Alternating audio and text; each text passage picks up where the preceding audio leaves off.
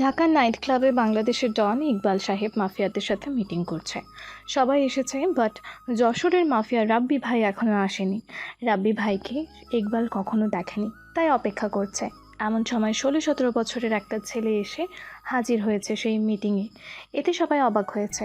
এটা দেখে ইকবাল বলল, ওই ছোকরা, তুমি কে? বিনা অনুমতিতে আমাদের মিটিং রুমে কেন আসলে? বের হয়ে যাও বলছি। আমি রাব্বি ভাই। আমি না থাকলে মিটিং হবে কি করে টাকলা আঙ্কেল? তোর মতো এতটুকু হ্যাংলা ছেলে নাকি রাব্বি ভাই? নিজের চেহারা আয়নায় দেখেছিস? শালা কুত্তার বাচ্চা। কুত্তার বাচ্চা শুনে রাব্বির মাথা গরম হয়ে গেল। সোজা রুম থেকে বের হয়ে নিজের গাড়ি থেকে একটা বিশাল আকৃতির বন্দুক নিয়ে এলো। তারপর ইকবালের গলা পরিয়ে ধরে শ্যুট করে দিল। কত বড় সাহস তোর! আমার মৃত মা বাবাকে গালি দিস? আজ তোকে উপরে পাঠিয়ে দিলাম। আজ থেকে আমি বাংলাদেশের ডন। আমার কথায় বাংলাদেশ চলবে।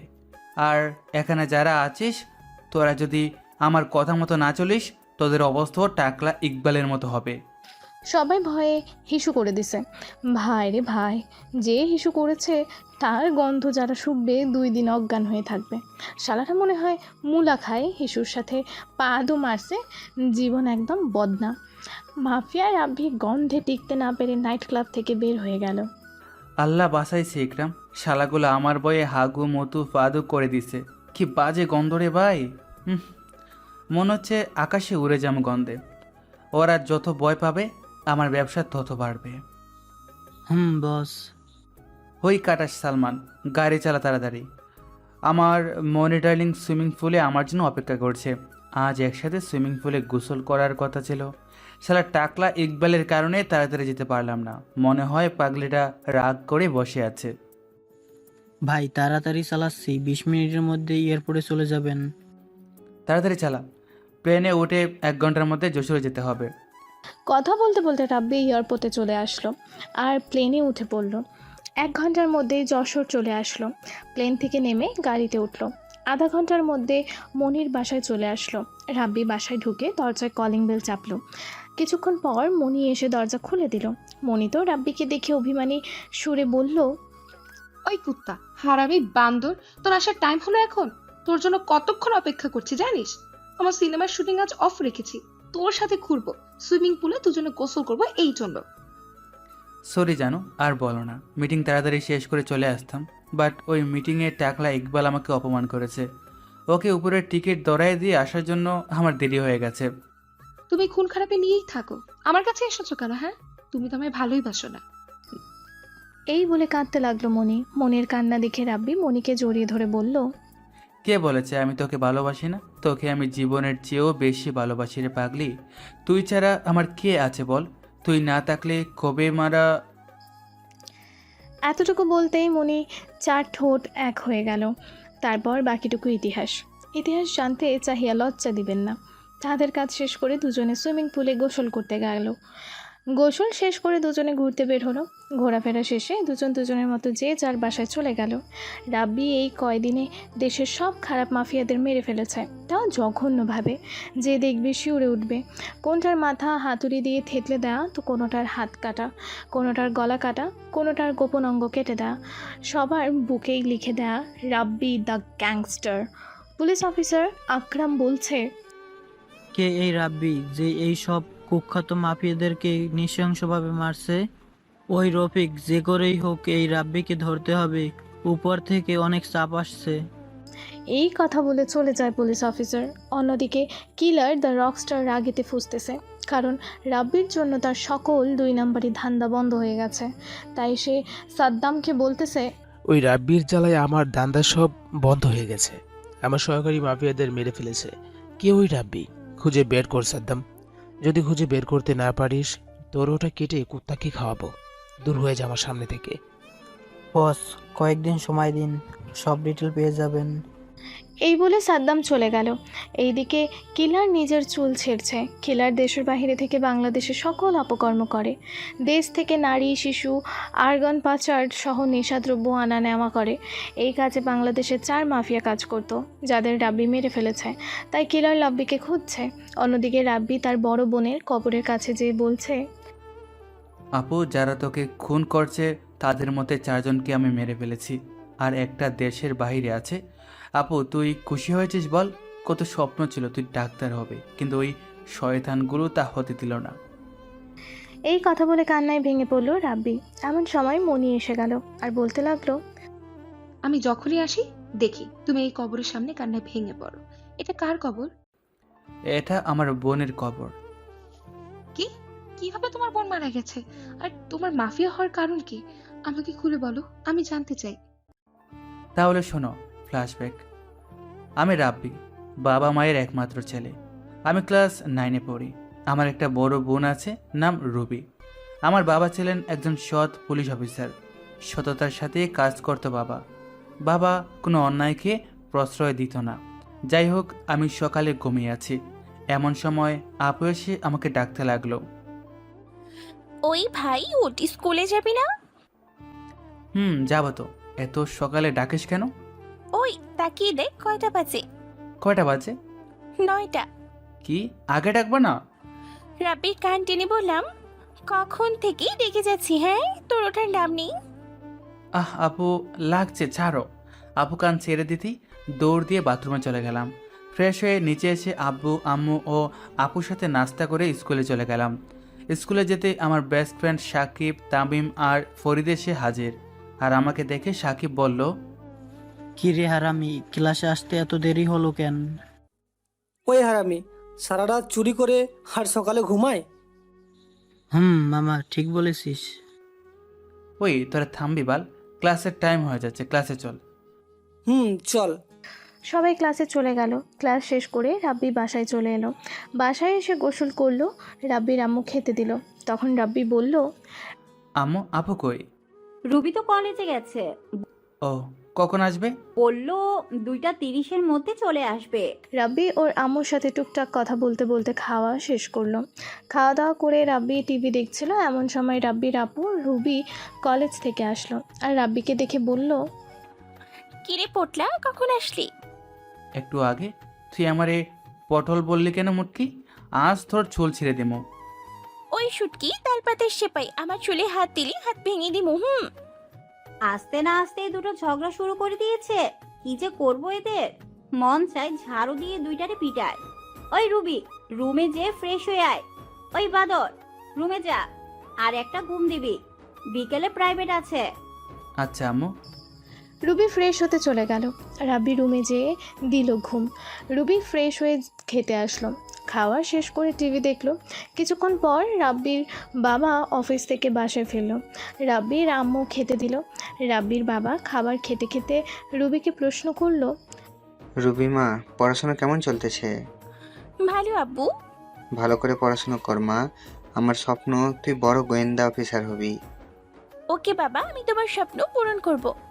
সত্যি মা? বাবা। রুবি, রাব্বি কই?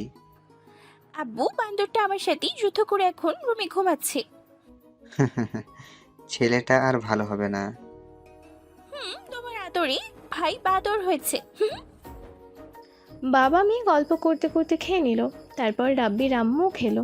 খাওয়া পর্ব শেষ করে যে যার রুমে চলে গেল। এভাবে ভালোই চলছিল রাব্বিদের দিন। একদিন রাব্বির বাবা রাস্তায় একজনকে খুন হতে দেখে নেয়। খুনিকে রাব্বির বাবা চিনে, তাই পুলিশ স্টেশনে যে খুনির নামে কেস করে। ওই থানার পুলিশের সাথে খুনির ভালো সম্পর্ক, তাই খুনিকে ফোন করে থানার ওসি কুদ্দুস। বস, আপনার নামে একটা লোক মামলা করতে এসেছে। আপনি নাকি একটা লোককে খুন করেছেন। ওই কুত্তার বাচ্চার ডিটেল দে আমায়, আমি কোনো প্রমাণ রাখি না, ওরে উপরে পাঠিয়ে দিব। ওকে বস, আমার টাকাটা। আমার লোক তোর বাসায় পৌঁছে দিবে। ওকে ভাই। জসিম ফোনটা রেখে আগে গজগজ করছে আর শামীমকে বলল, গাড়ি বের কর। ওকে বস। শামীম গাড়ি চালাতে লাগলো। ভাই কোথায় যাবেন? নোয়াপাড়া তালতলা গ্রামে। ওকে ভাই। শামীম গাড়ি চালিয়ে তালতলা চলে এলো আর রাব্বির বাড়িতে ঢুকে পড়ল। রাব্বি সহ পরিবারের সবাই সকলের নাস্তা করছে। এমন সময় জসিম এসে রাব্বির বাবাকে মারতে লাগলো আর বলল, কুত্তার বাচ্চা, তোর কত বড় সাহস! তুই আমার নামে থানায় মামলা করেছিস? জানিস আমি আমার অপরাধের কোনো সাক্ষী প্রমাণ রাখি না, তাই তোকেও রাখবো না। তুই আমার অপকর্মের সাক্ষী, তাই তোকেও মরতে হবে। হা হা হা হা হা হা। এই বলে জসিম গুলি করে দিল রাব্বির বাবার মাথায়। রাব্বি বাবা বলে চিৎকার করে উঠল। রাব্বির বাবা মারা গেল, সাথে রাব্বির মাকেও গুলি করে দিল। রাব্বির মাও মারা গেল। রুবিকে যখন গুলি করতে যাবে তখনই রাব্বি কাঁটা চামচ জাসিমের চোখে ঢুকিয়ে দিল। তারপর ফল কাটা ছুরি দিয়ে একের পর এক ঢুকিয়ে দিল। জাসিম সাথে সাথে মারা গেল। জাসিমের সাথে থাকা 3-4 ছেলেপুলেকে মেরে পাট পাট করে দিয়েছে। কিছুক্ষণ পর পুলিশ এসে রাব্বিকে আর তার বোন রুবিকে নিয়ে যাচ্ছিল। দেশে বিখ্যাত মাফিয়া জসিমের মৃত্যুর খবরে সারা দেশ তোলপাড়। 14 বছরের এক ছেলে মাফিয়াকে মেরে ফেলেছে। এই খবর শুনে মন্ত্রী ইস্তিহাক মোল্লা তার পিএ শান্তকে বলল, দেখে সুশান্ত, ছেলেটার দম আছে। এই ছেলেকে আমার দরকার। তুমি এই ছেলেকে আমার কাছে নিয়ে আসো। ও যদি আমার দলে থাকে তাহলে আমার দল শক্তিশালী হবে। অল্প বয়সে ওর এই অবস্থা, বড় যখন হবে ও তো ডিস্ট্রিক্ট লাইনে খেলবে। ভাই ঠিক বলেছেন। তাহলে তাড়াতাড়ি ওই ছেলে ও তার বোনকে আমার কাছে নিয়ে আয়। পিএ রাব্বি ও তার বোনকে পুলিশ স্টেশন থেকে ছাড়িয়ে নিয়ে এলো। আরে ইয়াং ম্যান, তোমার আসতে কোনো অসুবিধা হয়নি তো? না, আপনি কে আর আমাদের চারিয়ে আনলেন কেন? আমি মন্ত্রী ইস্তিহাক। তোমার ঘটনা শুনে আমার খুব খারাপ লেগেছে। আমার একটা ছেলে ছিল, নাম আয়ান। তাকে সন্ত্রাসীরা মেরে ফেলেছে। তোমাকে দেখেই আমার ছেলের কথা মনে পড়েছে, তাই তোমাকে আমার ছেলে করে আমার কাছে রাখতে চাই, আর তোমার বোনকে আমার মেয়ে। আচ্ছা আঙ্কেল, থাকবো, তবে আপনার ছেলের কাহিনী শুনতে চাই। তাহলে শোনো। আমি আয়ান চৌধুরী, বাবা মায়ের একমাত্র ছেলে। বাবা রেলওয়ে মন্ত্রী, মা গৃহিণী। ট্রেনে দাঁড়িয়ে যাচ্ছি, আজ ভালো ট্রেন পাইনি। লোকালে যাচ্ছি, লোকালের অভিজ্ঞতা তিক্ত, আর তার থেকেও তিক্ত জিনিস, সামনে কিছু ছেলে মিলে একটা মেয়েকে ডিস্টার্ব করতেছে। ডিস্টার্ব বললে ভুল হবে, ছেলেগুলো মেয়ের বিভিন্ন জায়গায় হাত দিতেছে। ওনা ও একজন নিয়ে নিয়েছে, তবুও আশেপাশের লোক দাঁড়িয়ে আছে, যেন মজা নিতেছে। আমরা এমন দেশে বাস করে ভাবতেই লজ্জা লাগছে। কিছুক্ষণের মাঝে আরও অবাক হলাম যখন দেখলাম ছেলেগুলো মেয়েটিকে একটি সার্কেলে আবদ্ধ করে ফেলেছে। মানে বাহির থেকে কিছুই দেখার উপায় নেই, বুঝতে বাকি রইল না যে মেয়েটির সাথে তারা কি করতে যাচ্ছে। কিন্তু অবাক করার বিষয় হলো মেয়েটি এখনও কোনো আওয়াজ করতেছে না। আমার মনে কৌতূহল জাগে, আমি সামনের দিকে এগোতে থাকি। যখন ছেলেগুলোর কাছে যাই তখন হঠাৎই মনে হয় যে ভিতর থেকে গোগানোর আওয়াজ আসছে। আমার মাথায় আসে মেয়েটি বোবা না তো আবার। আমি একজনের কাঁধে হাত দিই, ভিতরে চোখ দিতেই দেখি মেয়েটির জামা প্রায় খুলে নিয়েছে জানোয়ারেরা। মেয়েটির চোখ দিয়ে পানি ফেলতেছে, কিন্তু কিছু করতে পারছে না। আমি একজনের ঘাড়ে হাত দিতেই ছেলেটা আমার কলারে হাত দিয়ে দেয়। এতক্ষণ পর্যন্ত তাদের গায়ে হাত তোলার আমার কোনো কারণ ছিল না, কিন্তু এখন কারণ পেয়ে গেছি। ঠাস করে এক চড়ে পাশের সিটে ফেলে দিই। ছেলেটা গিয়ে বাড়ি খায়। ছেলেটার পাশের বাকিরা একটু পিছিয়ে যায়। সবার দৃষ্টি আমার দিকে। মেয়েটি খুব দ্রুত জামা ঠিক করে নেয়। একজনকে মার খেতে দেখে সামনে থাকা একজন বলে উঠল, কার গায়ে হাত তুলছিস তুই জানিস? ভাই, বায়োগ্রাফি দেখে মারার লোক আমি না, অন্যের জন্য কিছু করব না, কিন্তু আমাকে যদি কেউ কিছু করে তাকে সিরে রেখে দেব। আমরা এখানে 10 জন আছি, আর তুই একা, ভয় করে না? मामा आप उनसे पंगा मत लेना, भेड़िया 10 है तो शेर का उनसे डर जाएगा, काट डालेगा। ওই মারতো কে? ওরা আমার দিকে আসছে, মাথা গরম হয়ে যাচ্ছে। পাশে একজনের হাতে ফ্লাক্স দেখলাম, সেটা নিয়ে সোজা মাথায় বাড়ি দিলাম। একজন আরেকজনের থেমে গেছে, আরেকজনের কাছে গিয়ে সোজা তার খাঁচাতে লাথি মারলাম। লোকাল ট্রেন, সবাই শুধু অন্য সিটের মাঝে গিয়ে আছে। মেয়েটির পিছনে রেখে আমি তাদের সাথে কথা বলতেছি। ওরা অন্য বগিতে চলে গেছে। ওদের আর মারতে ইচ্ছে হলো না। যাওয়ার আগে ওয়ার্নিং দিয়ে গেল, আমায় নাকি দেখে নেবে। আমিও অপেক্ষা করব বলে দিচ্ছি। মেয়েটার দিকে তাকালাম, সাংঘাতিক মায়া আছে ওর চেহারাতে। সে এসে আমাকে জড়িয়ে ধরেছে, কাঁদছে। আমার নতুন শার্ট 12টা বাজিয়ে দিচ্ছে। কি আর বলবো, স্টেশনে এলাম, কিন্তু অবাক কাণ্ড হলো মেয়েটি আমার পিছনে পিছনে আসছে। এই যে, কই যান? ও, আমি তো ভুলে গেছি যে আপনি কথা বলতে পারেন না। না, আমি বলতে পারি। কি? তাহলে ওই সময় চেঁচালেন না কেন? আসলে আমার সমস্যা আছে, যদি বিপদে পড়ি তখন কথা চলে যায়। বাহ, ভালোই তো। হুম। তো এখন আমার পিছনে কোথায় আসছেন? না মানে আমার কেউ নেই, আজ ভাবি তাড়িয়ে দিছে বাসা থেকে, তাই যাওয়ার জায়গা নেই। তো আমি কি করব? আপনি তো অনেক ভালো, আমাকে আপনার সাথে নিয়ে যান না প্লিজ। কি? প্লিজ, নাহলে মরা ছাড়া যে আমার আর কোনো উপায় থাকবে না। কিছুক্ষণ ভাবলাম, হঠাৎ মনে হলো নিয়েই যাই, একা থাকলে মেয়েটার বিপদ হতে পারে। আচ্ছা, কিন্তু পরে চুরি করে পালাবেন না তো আবার? কি বললেন?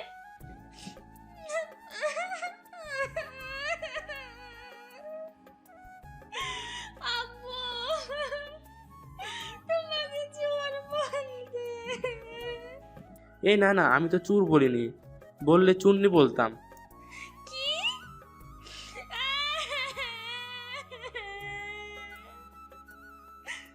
উফ, তোমরা মেয়েরা এত ঢং করো কিভাবে? তো কি করব? এখন চলো আমার সাথে। আচ্ছা। আপনার নাম কি? হালিমা তাসলিম ইবরাত।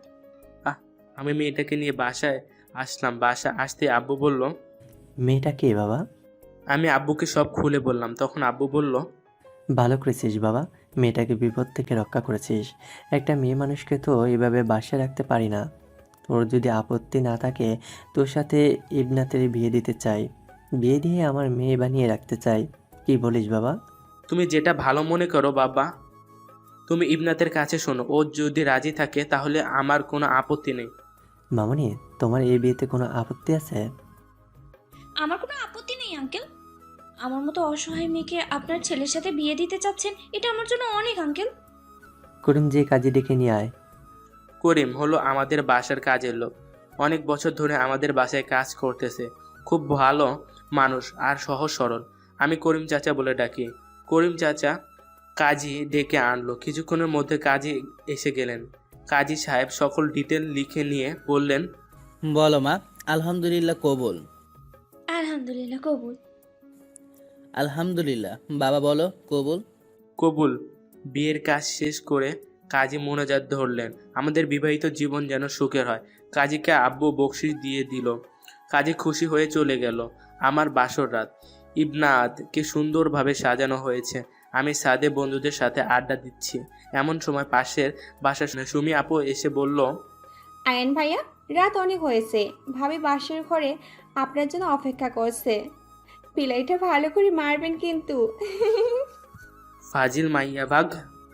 এই কথা বলে আয়ান এক বালতি সাহস নিয়ে বাসর ঘরের সামনে এলো।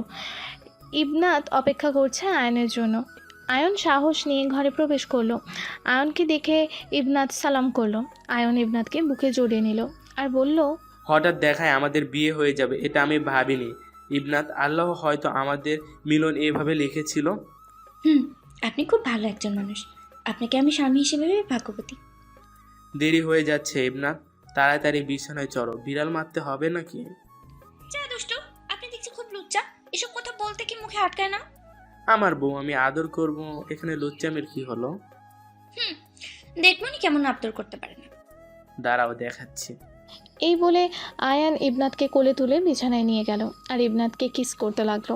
তারপর আস্তে আস্তে গভীরে, বাকিটা নাই বললাম। ইতিহাস পাতিহাস হতে লাগুক, আপনারা ততক্ষণ হিরো আলম ভাইয়ের গান শুনে মারা খান। পরের দিন সকালে ইবনাত ঘুম থেকে উঠে দেখলো আয়ান বাসায় নেই। আয়ান কোথায় গেল এত রাতে? ইবনাত তাড়াতাড়ি তার শ্বশুরের কাছে যেয়ে বলে, আব্বু, আয়ান কোথায়? ওরা তো দেখছি না। মা, ও তো একটু কাজে বাইরে গেছেন। যাওয়ার আগে আমায় বলে গেল ইবনাত উঠলে বলে দিতে। তোমায় বলে যেতে চেয়েছিল, তুমি ঘুমাচ্ছিলে বলে ডাকেনি। ও আচ্ছা বাবা, আপনাকে চা বানিয়ে দিই? দাও মা। মা, তুমি কোন পর্যন্ত পড়াশোনা করেছো? আব্বু, আমি এসএসসি পর্যন্তই পড়েছি, তারপরে বাবা মারা যায়, তারপর আর পড়তে পারিনি। ভাইয়া বিয়ে করে ভাবি আমাকে দেখতে পারতো না। আমার নামে মিথ্যে কথা বানায় বানায় বলে বলে আমাকে ভাইয়ার চোখে খারাপ বানায়। তারপরে একদিন ভাবি আমাকে তার গয়না চুরির অপবাদ দিয়ে বাসা থেকে বের করে দেয়। তারপরে আমি বেরিয়ে পড়ি। রাস্তায় আপনার ছেলের সাথে দেখা হয়। তারপরে কি হয়েছে আপনার ছেলে আপনাকে বলেছে। তোমার সাথে অন্যায় হয়েছে মা। বাবা, আমি ভাগ্যবান বাবা। আমার মতো অসহায় একটা মেয়ে ভালো স্বামী ও একটা বাবা পেয়েছে। তুমি আমার বৌমা না, আমার মেয়ে তুমি। তোমাকে আমি নিজের মেয়ে মনে করি। কাল তোমাকে কলেজে ভর্তি করে দেব। সত্যি বাবা? হুম। বাবা, আমার ভাই ভাবি আমার মাকে দিয়ে সব কাজ করায়। আমার মাকে কি এই বাসায় আনতে পারি? মা, তুমি নিয়ে এসো। আয়ান বাসায় ফিরুক, তারপর ওকে নিয়ে যাও। আচ্ছা। অন্যদিকে আয়ান একটা অন্ধকার ঘরে বসে আছে, এক হাতে সিগারেট আর এক হাতে কুড়াল। ভয়ঙ্কর রাগী চোখে নিয়ে তাকিয়ে আছে 7টা ছেলের দিকে। ছেলে 7টা চেয়ারের সাথে বাঁধা। ছেলেগুলো বলছে, আমাকে ছেড়ে দিন ভাই, আর এই ভুল হবে না। সেদিন ট্রেনে বলেছিলি আমাকে দেখে নিবি, তোর দম ফুরায় গেল নাকি হারামি? তোর কত বড় সাহস আমার বইয়ের কোমরে হাত দিস? কে আমার বইয়ের কোমরে হাত দিস বল, তা না হলে সবাই একসাথে মরবি। কোবরার জবাব একটা, যেটা বলে সেটা করে। ছেলেগুলো ভয় পেয়ে যায়। সবাই দেখাই দেয় কে ইবনাথের কোমরে হাত দিছে। ভেরি গুড, তোদের সবার জান ভিক্ষা দিব, তবে তোদের সবার চোখ কানা করে দিব, যাতে মেয়েদের দিকে খারাপ চোখে না তাকাস। যে আমার বইয়ের কোমরে হাত দিছে, আজ তাকে তো মেরে ওর রক্তে গোসল করব। উত্তর বাচ্চা, তোর কত বড় সাহস আমার বইয়ের কোমরে হাত দিস? এই বলে আয়ান ওর হাতে থাকা কুড়াল দিয়ে এক কোপে হাত কেটে দিল। তারপর ওর ছেলের পুরুষ অঙ্গ কেটে মুখে দিয়ে দিল। তারপর ওর বুকে লিখে দিল ইফতিজার। বাকি ছেলেগুলোকে একটা হাসপাতালে নিয়ে আসলো। ছেলেগুলোর চোখ অপারেশন করে কানা বানিয়ে দিল। ছেলেগুলোর চোখ কিছু অসহায় কানা বাচ্চাকে দান করে দিল। ওই শয়তানগুলোর চোখের কারণে বাচ্চাগুলোর চোখে দেখতে পাবে। আয়ান তার কাজ শেষ করে বাসায় ফিরতেছে। আপনারা হয়তো ভাবছেন আয়ান এখানে এসে ছেলেগুলোর সাথে এমন করলো কেন, আর আয়ান কে? তাহলে আপনাদের খুলে বলি। আয়ান হলো একজন ভালো মাফিয়া। আয়ান নারীদের সাথে খারাপ কিছু হতে দেখলে তার প্রতিবাদ করে, আর যারা নারীদের অত্যাচার করে তাকে জানে মেরে দেয়।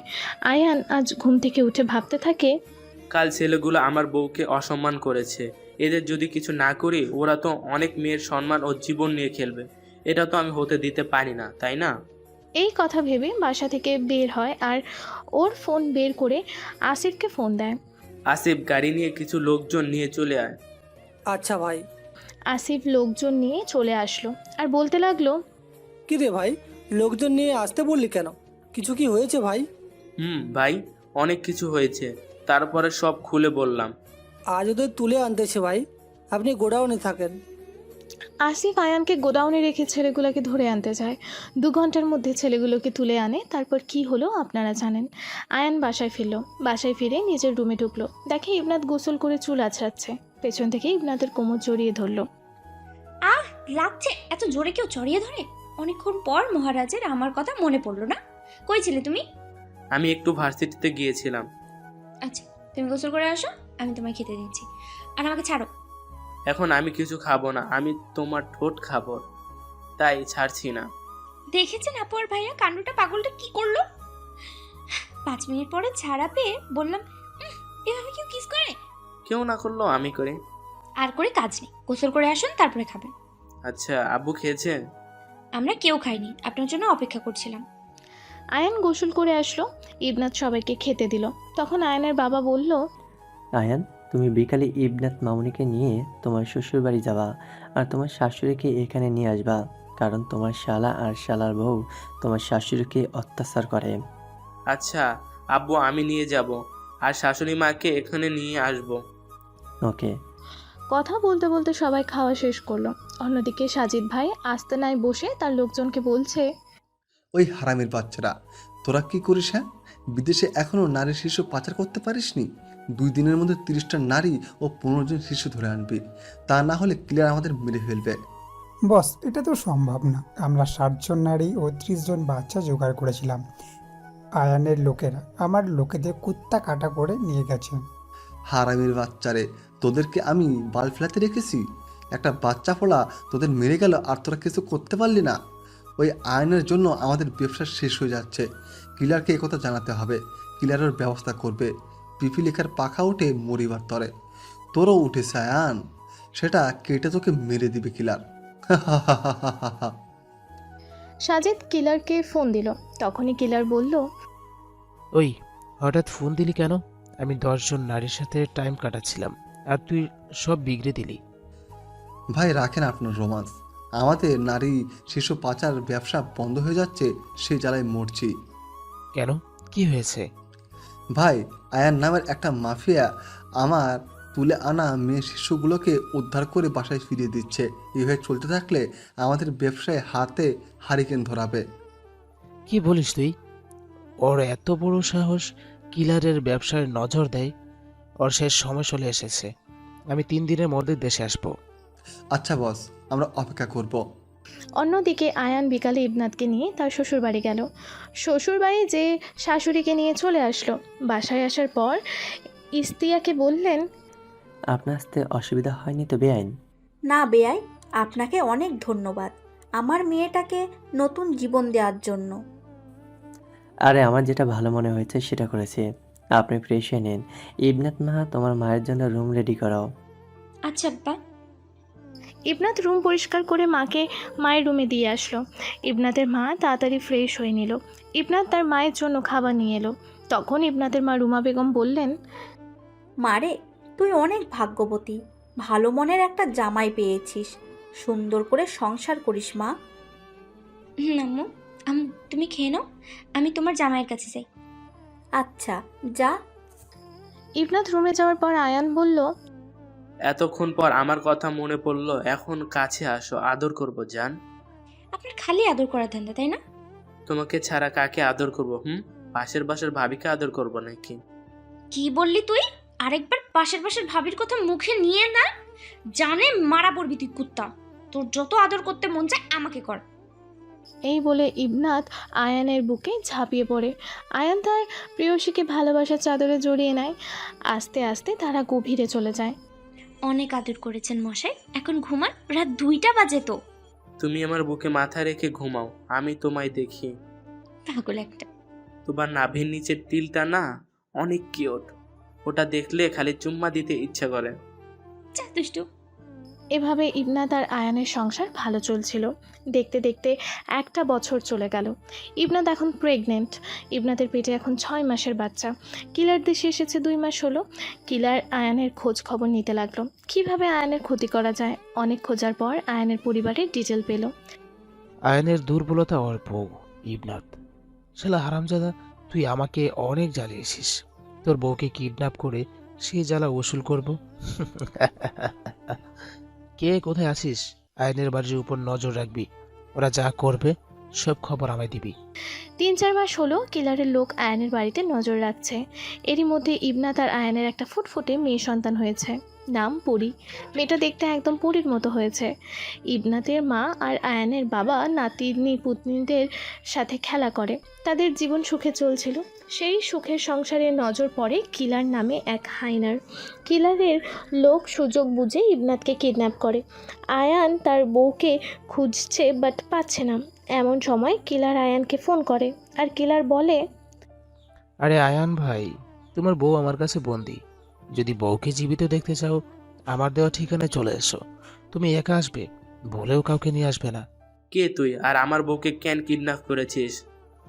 আমি কিলার। তোর কারণে আমার সব 2 নাম্বারই ব্যবসা বন্ধ হয়ে গেছে। আমার যে অস্ত্রগুলো তোর লোকেরা নিয়ে গেছে সেগুলো আমার দেওয়া ঠিকানা দিয়ে আসবি, তা না হলে তোর বউকে মেরে ফেলবো। কুত্তার বাচ্চা, তোর মতো আবর্জনা কিটকে মারতে আমার বেশি টাইম লাগবে না। আমার বউকে কিডন্যাপ করেছিস বলে তোর কোনো কিছু করছি না। আমার বউকে ছেড়ে দে, ওর ক্ষতি করিস না। তোর অস্ত্র নিয়ে কোথায় আসতে হবে? তুই অস্ত্র নিয়ে ঢাকা শাহবাগের গোডাউনে আয়, আমরা তোর জন্য অপেক্ষা করছি। আচ্ছা। আয়ান ইবনাতকে উদ্ধার করার জন্য গাড়ি নিয়ে বের হয়ে পড়ল, সাথে কিলারের সেই অস্ত্র ভরা ট্রাক নিয়ে। 2 ঘন্টার মধ্যে কিলারের সেই ঠিকানায় চলে গেল। আয়ান দ্রুত গোডাউনে প্রবেশ করলো। তখনই কিলার বলল, ওয়েলকাম ওয়েলকাম মিস্টার আয়ান। আসতে কোনো অসুবিধা হয়নি তো? কুত্তার বাচ্চা, আমার বউ কই? এখন ওরে ছেড়ে দে না, তা না হলে তোকে। কুল মিস্টার আয়ান, কুল। এত তারা কিসের? আগে বসুন, তারপর না হয় ছাড়া হবে। নাটক বাদ দে, তুই যা চেয়েছিস তাই নিয়ে এসেছি। আমার ইবনাতকে ছেড়ে দে। আগে আমার অস্ত্র দে, তারপর তোর বউকে ছাড়বো। না, আগে তুই আমার বউকে ছাড়বি, তারপরে সব অস্ত্র দিব। আচ্ছা একটা কাজ কর, তুই তোর লোক দিয়ে আমার কাছে অস্ত্র পাঠা, আমি তোর বউকে ছেড়ে দিচ্ছি। কিলার আয়ানের বউকে ছেড়ে দেয়। আয়ানের বউ অর্ধেক পর্যন্ত গেছে আর অস্ত্র কিলারের কাছে পৌঁছে যেতেই কিলার আয়ানের বউকে গুলি করে দিল। আয়ান তেড়ে কিলারের দিকে যেতেই কিলার আয়ানকে গুলি করে দিল। সাথে সাথে দুজন মারা গেল। তখনই কিলার বলল, এখন আমার কোনো বাধা নেই, আমি এখন রাজা, আমি যা কিছু করতে পারবো। বর্তমানে এই কথাটুকু বলে আয়ানের বাবা ইস্তিহাক কান্না করে দিলেন। তখনই রাব্বি বলল, আঙ্কেল, আয়ান আর ইবনাতের মেয়ে পরি কই? পরি এখন স্কুলে গেছে, ওর বয়স 5 বছর। মা বাবা মরা এতিম মেয়ে। 5 বছর হলো আমার ছেলে আর বৌমা মারা গেছে। কান্না করবেন না বাবা, আপনি যখন আমাকে আপনার ছেলে বানিয়েছেন, আমি আপনার ছেলে আর আমি আপনার ছেলের খুনের প্রতিশোধ নেব। সত্যি বলছ? হুম। ধন্যবাদ বাবা, আজ থেকে আমি তোমাকে সব কাজ শেখাবো। আমি তোমাকে আয়নের মতো করে গড়ে তুলব। আচ্ছা। ইস্তিহাক রাব্বিকে আস্তে আস্তে কাজ শেখাতে লাগে। দেখতে দেখতে 5 বছর চলে যায়। রাব্বি এখন মাফিয়া হয়ে গেছে। রাব্বির বোন এখন ঢাকা মেডিকেলে পড়ে। আর আয়ানের মেয়ে রাব্বিকে চাচা বলে ডাকে আর রুবিকে ফুপু। রাব্বি পরীকে বস। নিজের মেয়ের মতোই ভালোবাসে। পরীর বয়স এখন 10 বছর। পরী এখন 3য় শ্রেণীতে পড়ে। রাব্বি কাজ করে বাসায় ফিরেছে। তখনই পরী বলল, তুমি আসছো? আমার জন্য চকলেট আনছো? মা, আনছি। দাও। এই নাও। আপু আর আব্বু কই পরি? দাদু টিভি দেখে আর ফুপু পড়াশোনা করে। ও আচ্ছা। রাব্বি নিজের রুমে চলে যায়। দেখতে দেখতে কয়েকদিন চলে যায়। এরই মধ্যে রাব্বি কিলারের সব দুর্নীতি বন্ধ করে দিতে থাকে। কিলার দিশেহারা হতে থাকে। কিলার এতে অনেক রেগে যায়। একদিন রুবি মেডিকেল থেকে বাসায় ফিরছিল। তখন রুবির দিকে কিলারের নজর পড়ে। সে রুবিকে ধরে নিয়ে যায় আর রাত দিন ধর্ষণ করে রুবিকে হত্যা করে। হত্যা করে লাশটা আয়ানের বাসার সামনে ফেলে যায়। রাব্বি কাজ করে বাসায় ফিরে দেখে তার বোনকে ধর্ষণ করে কারা মেরে ফেলে গেছে। এতে রাব্বি পাথর হয়ে যায় আর কান্নায় ভেঙে পড়ে। তখনই রাব্বির ফোনে কল আসে। তখন ফোনের ওপাশ থেকে কিলার বলে, বলেছিলাম বেশিবার বাড়িস না, আমার কথা শুনিস নি। দেখ তোর বোনকে আমার হাতে মরতে হলো। মাইরি, তোর বোন সেই মাল, খাইতে জোশ লাগছে। কুত্তার বাচ্চা, তুই আমার বোনকে মারছিস, আমি তোকে ছাড়বো না। তুই যদি পাতালে লুকিয়ে থাকিস, দরকার পড়লে পাতাল থেকে তুলে আনবো তোকে। এইটুকু বলে রাব্বি থামলো। দেখলো মনির চোখে জল। তখন রাব্বি বলল, এই হলো আমার জীবনের গল্প। আচ্ছা, পরি এখন কার কাছে থাকে? পরি ওর দাদুর সাথে লন্ডনে থাকে। আমি বাবা আর পরীকে লন্ডনে পাঠিয়ে দিচ্ছি, আমার শত্রুরা যাতে ওদের ক্ষতি করতে না পারে। ও, অনেক রাত হয়েছে, বাসায় চল। তোমাকে বাসায় নামিয়ে দিয়ে আমার বাসায় যেতে হবে, তা না হলে তোমার শ্বশুর আব্বা আমাকে বকবে। আচ্ছা। মনি গাড়ি ড্রাইভ করে রাব্বিকে রাব্বির বাসায় নামিয়ে দিল। মনি তার বাসায় চলে গেল। রাব্বি আর মনির ভালোবাসা গভীর থেকে গভীরতার হতে থাকলো। রাব্বি আর মনি বিয়ে করার সিদ্ধান্ত নিয়েছে। এভাবে দেখতে দেখতে 2 মাস গেল। রাব্বি আজ বিয়ে করেছে। আজ রাব্বির বাসর রাত। রাত 12টার সময় রাব্বি বাসর ঘরে প্রবেশ করলো। মনি বাসর ঘরে ঘোমটা দিয়ে বসে আছে।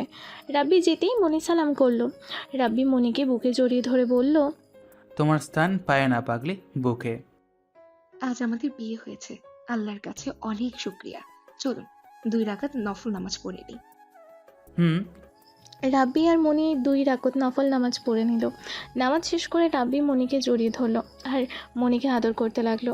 আদরে আদরে ভরিয়ে দিতে লাগলো মনিকে। মনি রাব্বির ভালোবাসার পরশে শিউরে উঠছে। তার শরীরের মধ্যে এক ভালো লাগা কাজ করছে। এমন ভালো লাগা সে কখনো অনুভব করেনি। সে চোখ বুঝে রাব্বির আদর অনুভব করছে। আস্তে আস্তে মনি পাগল হয়ে যাচ্ছে স্বামীর মাঝে মিশে যাওয়ার জন্য। রাব্বি আর অপেক্ষা করলো না, সাথে সাথে তার সাথে মিশিয়ে নিল মনিকে। মনি আনন্দে উপভোগ করছে স্বামীর আদর। এভাবে মনি আর রাব্বির বাসর রাত কাটলো। সকালে দুজন গোসল করে নিল। গোসল শেষে মনি রান্না করতে গেল। রান্না শেষ হলে দুজনে খাবার খেলো। কিছুক্ষণ পর মনির বাবা এলো রাব্বি আর মনিকে তাদের বাসায় নিয়ে যাওয়ার জন্য। বিয়ের পরের দিন নাকি শ্বশুরবাড়ি যেতে হয় নতুন বউ নিয়ে, এটা নাকি নিয়ম। কি আর করার, আমি আর মনি রেডি হয়ে মনির বাবার সাথে মনির বাসায় চলে আসলাম। সবাই আমাকে বরণ করে ঘরে ঢোকালো আর জামাই আদর শুরু করে দিল। একের পর এক খাবার দিতে লাগলো। এত খাবার খেলে যে আমি মোটু হয়ে যাব। আরে জামাই বাবা, এত কম খাচ্ছেন কেন? আর একটু মাংস দেই? এই বলে নীলিমা বেগম রাব্বির পাতে গরুর মাংস দিতে লাগলো। তখনই মনি বলল, নতুন জামাই পেয়ে নিজের মেয়েকে ভুলেই গেলে আম্মু। আমার পাতে যে খাবার শেষ সেই খেয়াল আছে তোমার? তোমাকে তো সবসময় যত্ন করেছি, এখন না হয় নিজের জামাইকে করি, তুমি বরং নিজে খেয়ে নাও। যত সব আদিক্ষেতা, ভালো লাগে না। আরে জানো, রাগ করে না, তুমি আমার হাতে খাও, হা করো, আমি খাইয়ে দিচ্ছি। রাব্বির কথায় মনি খুব খুশি হলো। রাব্বি মনিকে খাবার খাওয়ায় দিচ্ছে, মনি বাচ্চাদের মতো করে খাচ্ছে। তখন মনির ছোট বোন হাতে তালি দিয়ে বলল, বাহ দুলা ভাই, কি রোমান্টিক সিন! আপনি আপুকে নিজের হাতে খাওয়াই দিচ্ছেন, এত ভালোবাসা দিচ্ছেন আপুকে। আয়াম তো অবাক। আপু তুই তো ভাগ্যবতী। চর খাবি দুষ্টু, তাড়াতাড়ি খাওয়া শেষ কর আর আমাকে শান্তিতে আমার জামাইয়ের হাতে খেতে দে। খাওয়া দাওয়া শেষ করে রাব্বি আর মনি রুমে গেল। রুমে যেয়ে রেস্ট নিতে লাগলো। আচ্ছা, তোমার সিনেমার শুটিং কবে থেকে শুরু হবে? কয়েকদিন পর থেকে। ও আচ্ছা। রাব্বি ও মনির সংসার ভালো চলতেছে। অন্যদিকে ঢাকা বিশ্ববিদ্যালয়ে একটা ছেলে প্রবেশ করতেছে। পরনে কম দামি প্যান্ট শার্ট, কম দামি স্যান্ডেল, চুলে তেল দিয়ে সিঁথি দেওয়া, দেখতে একদমই খ্যাত। ছেলেটির নাম রাফি। ওরা আজ ভার্সিটির প্রথম দিন। ভার্সিটিতে ঢুকতে যাবে তখনই দারোয়ান এসে বলল, এখানে কি চাই? এখানে ভিখারিদের ঢুকতে দেওয়া হয় না। চাচা, আমি এই বিশ্ববিদ্যালয়ের ছাত্র, এই দেখেন আমার আইডি কার্ড।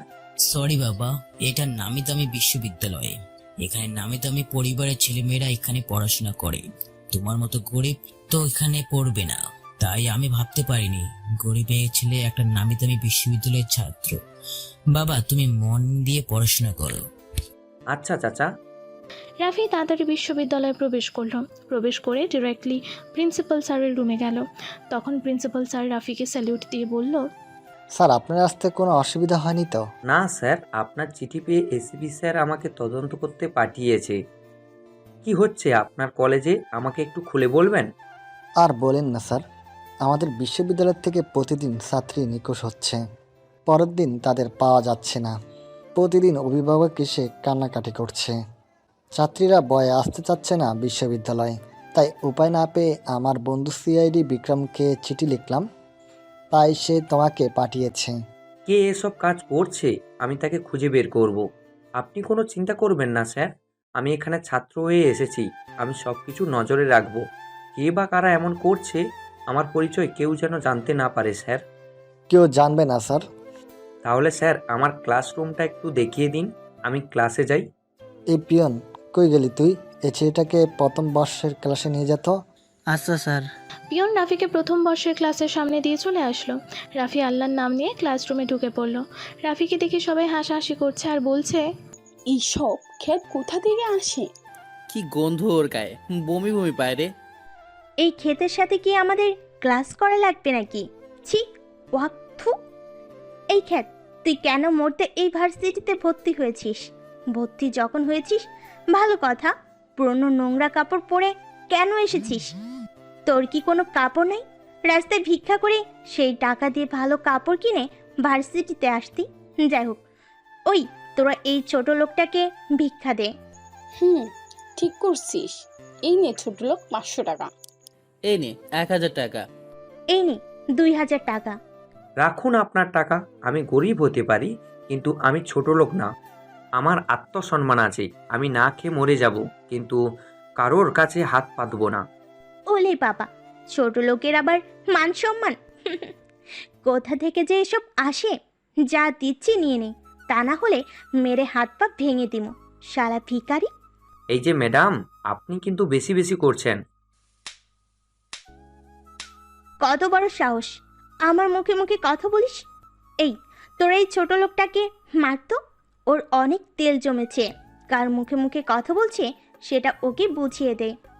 রিম্পি এইটুকু যেই না বললো, সাথে সাথে 3-4টা ছেলে রাফিকে মারতে লাগলো। তখনই স্যার চলে আসলো আর বলল, কি হলো, তোমরা এই নতুন ছেলেটাকে মারছো কেন? এই ছেলেটা নতুন এসেছে, এই ছেলেটার সাথে তোমরা ভালো আচরণ করবে। যদি আমি কোনোদিন দেখেছি তোমরা ছেলেটার সাথে খারাপ আচরণ করেছো, তাহলে আমি তোমাদেরকে টিসি দিয়ে বের করে দিব। কথাটাই মনে রাখবে, এটা পড়াশোনা করার জায়গা, মারামারি করার জায়গা না, ওকে? প্রিন্সিপাল স্যার রাগীভাবে বলল, কথাগুলো বলে প্রিন্সিপাল স্যার ক্লাস নিতে থাকলেন। ক্লাস শেষ করে প্রিন্সিপাল স্যার বের হয়ে গেলেন। রাফিও ক্লাস থেকে বের হয়ে আশপাশ দেখতে লাগলো কোথাও কোনো সন্দেহজনক কিছু দেখতে পায় কিনা। কিছুক্ষণ পর ঘোরার পর একটা জায়গায় কিছু ছেলেকে দেখতে পেল। একটু সন্দেহজনক মনে হলো রাফির, তাই তাদের কথা শোনার জন্য কাছে গেল আর আড়ালে দাঁড়িয়ে কথা শুনতে লাগলো। ভাই, বস বলেছে 20 তারিখে 90টা মেয়ে পাচার করবে।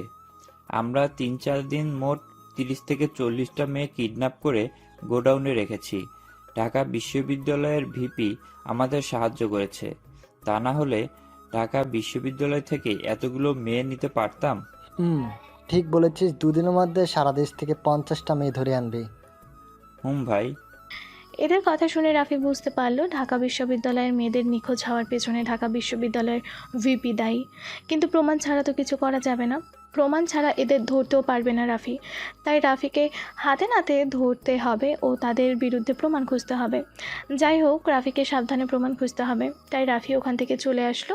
যা জানার সে জেনে ফেলেছে, তাই সে তাড়াতাড়ি বাসায় চলে গেল। বাসায় যেয়ে ফ্রেশ হয়ে খেতে বসেছে রাফি, তখনই এসপি ফোন দিল। কি খবর এই দিকের? কোনো কিছু কি জানতে পেরেছো?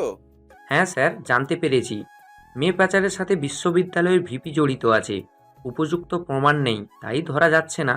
হাতে নাতে ধরতে হবে স্যার। আর কে ওদের বস সেটাও জানতে হবে। তুমি তোমার কাজ চালিয়ে যাও, সাহায্য লাগলে বলবে, ফোর্স পাঠিয়ে দেবো। ধন্যবাদ স্যার। রাফি এসপির সাথে কথা বলা শেষ করে তার বউকে ফোন দিল। হ্যালো রিনা, কি করছো? আমার ছেলেটা কি করে? তোমার ছেলের জ্বালায় শান্তি নেই আমার। আমাকে শুধু জ্বালিয়ে মারে, শুধু ময়লা মাখবে আর পাড়ার বাচ্চাদের সাথে মারামারি করবে। তুমি হাসছো? তোমার ছেলে তোমার মতোই দুষ্টু। আচ্ছা, তুমি কবে আসবে? তোমাকে ছাড়া কিচ্ছু ভালো লাগে না জানো। এই মিশনটা শেষ করে চলে আসবো।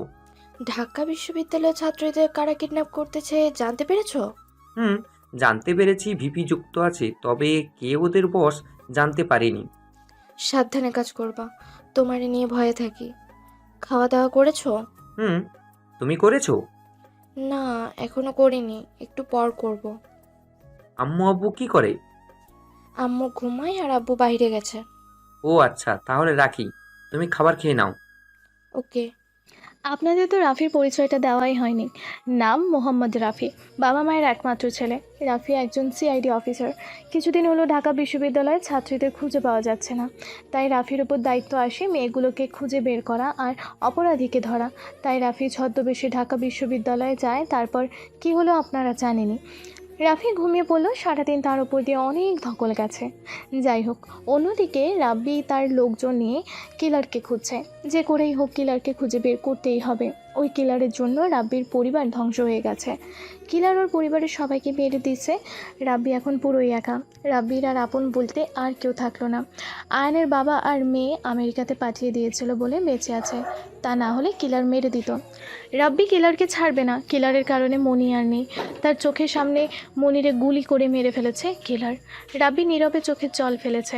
রাব্বি খুঁজে চলেছে, কিন্তু কিলারকে সে পাচ্ছে না। রাব্বি কিলারকে না পেয়ে তার বাসায় চলে আসলো। বাসায় এসে মনের দুঃখে মদ খাচ্ছে আর বলছে, আমি একা, বড় একা।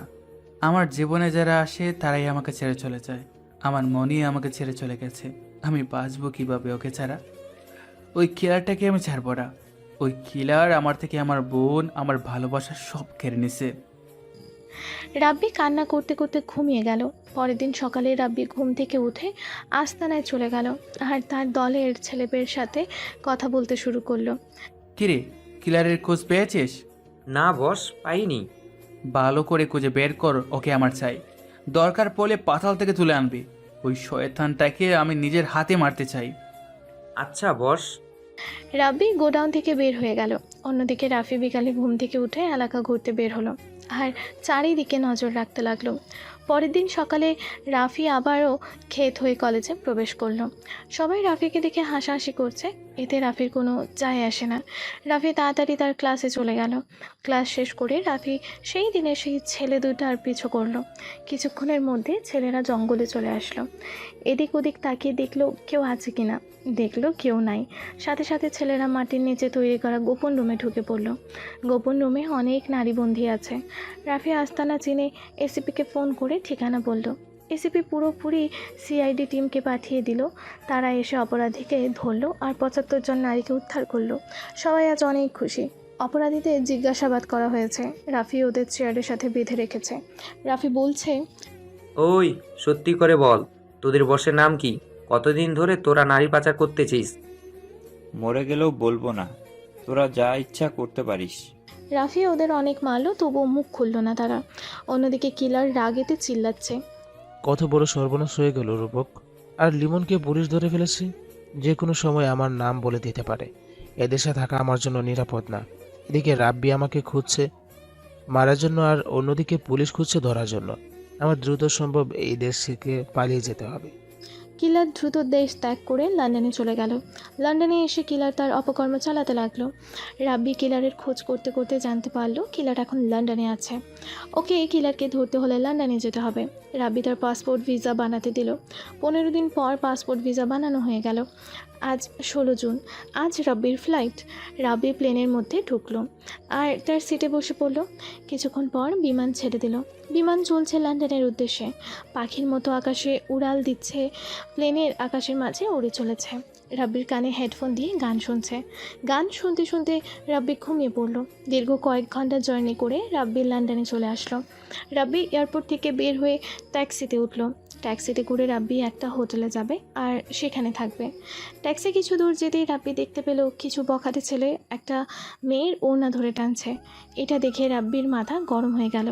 ট্যাক্সি থেকে নেমে সেই ছেলেগুলোর কাছে যেয়ে বলল, ভাইয়ারা, আপনারা এভাবে একটা মেয়েকে বিরক্ত করছেন কেন? এটা কি আপনারা ঠিক করছেন?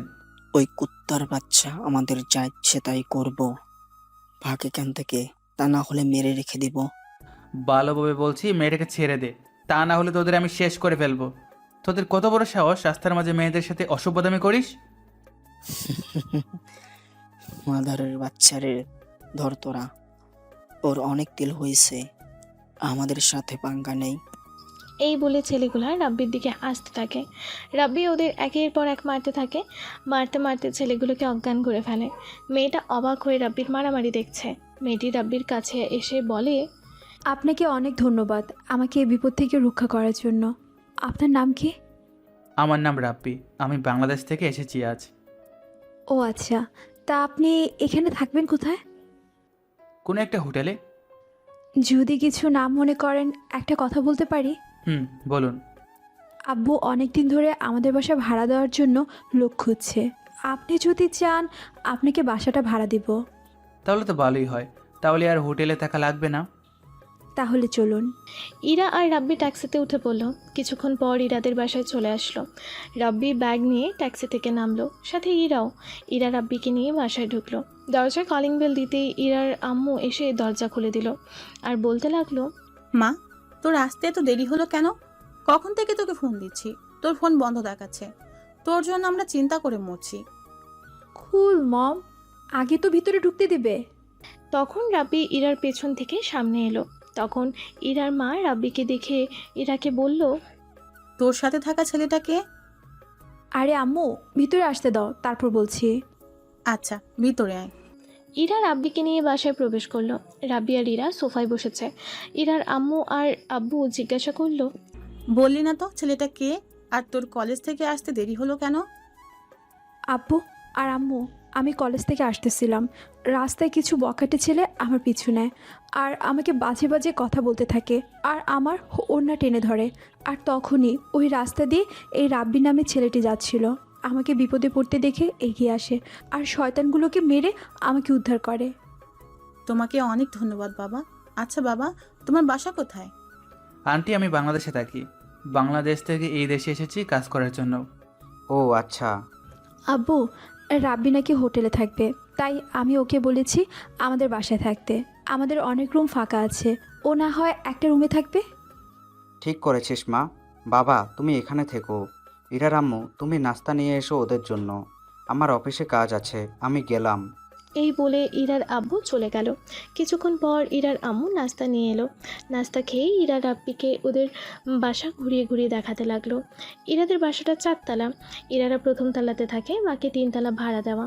ইরা রাব্বিকে একটা রুমে নিয়ে গেল আর বলল, এটা তোমার রুম, তুমি ফ্রেশ হয়ে নাও, কিছু প্রয়োজন হলে ডাকবে, আমি পাশের রুমে আছি। আচ্ছা। এই বলে ইরা চলে গেল। তার রুমে ইরা ফ্রেশ হয়ে নিল, রাব্বিও ফ্রেশ হয়ে নিল। রাব্বি অনেক ক্লান্ত হয়ে পড়েছে, 7-8 ঘন্টা জার্নি করে লন্ডনে এসেছে, তাই রাব্বির চোখ ঘুমে বুঝে আসছে। তাই তাড়াতাড়ি রাব্বি ঘুমিয়ে পড়ল। রাব্বি ঘুমাক, ততক্ষণে আপনাদের ইরার পরিচয় দিই।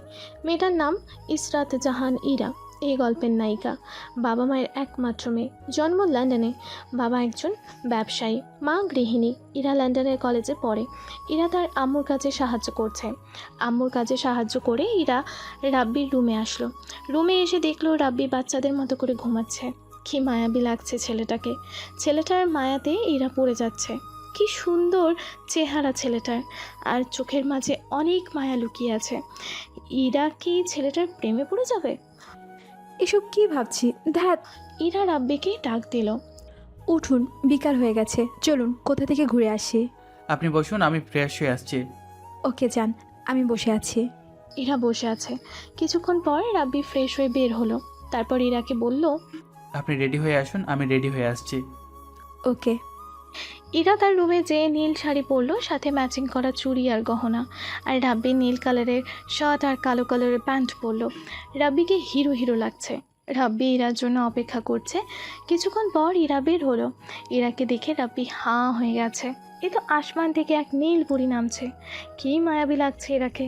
রাব্বির মনে হয় ইরার প্রেমে পড়ে যাবে। মেয়েরা এত মায়াবী হয় কেন? রাব্বির নীল কালার খুব পছন্দের। ইরা নীল কালারের শাড়ি পরেছে, তাই রাব্বি চোখ সরাতে পারছে না। রাব্বিরে ইরা তার দিকে তাকিয়ে থাকতে দেখে রাব্বিকে বলে, এভাবে হাঁ করে তাকিয়ে থাকলে গালের মধ্যে মশা মাছি ঢুকে পড়বে। রাব্বি একটু লজ্জা পেল, তাও মুখে একটু হাসি এনে বলল, চলুন। চলুন। আপনাকে কিন্তু অনেক সুন্দর লাগছে। আপনাকেও। আমাকে যে সুন্দর লাগছে আপনার তাকানো দেখে বুঝেছি।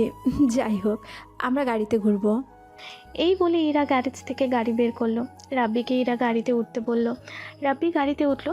গাড়িতে উঠে রাব্বি ইরার পাশের সিটে বসলো। ইরা গাড়ি চালাতে লাগলো। ইরা আর রাব্বি গল্প করতে করতে যাচ্ছে। ইরা রাব্বিকে একটা প্রশ্ন করলো, আচ্ছা, আপনার কি কোনো গার্লফ্রেন্ড আছে? না, তবে আমার আগে বউ ছিল। আগে বউ ছিল মানে এখন নাই?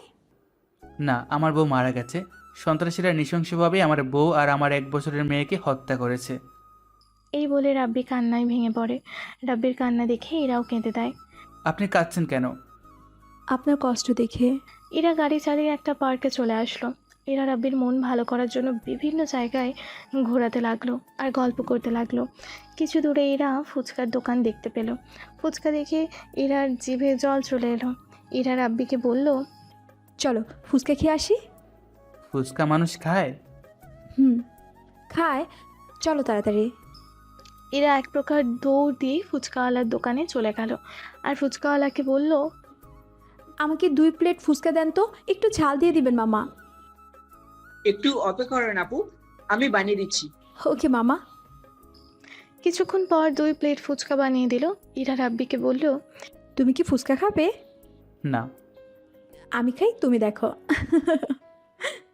এই কথা বলে ইরা গপা গপ করে ফুচকা খেতে লাগলো। এক এক করে 2 প্লেট ফুচকা সাবার করে দিল। রাব্বি এটা দেখে তো অবাক। রাব্বি ইরাকে বলল, তুমি তো ফুচকা পাগলি। ফুচকা আমার খুব ভালো লাগে মামা, আমাকে আরো 2 প্লেট দেন। আচ্ছা আপা। ফুচকাওয়ালা আরও 2 প্লেট ফুচকা দিল। ইরা গপ গপ করে 2 প্লেট ফুচকা খেয়ে শেষ করলো।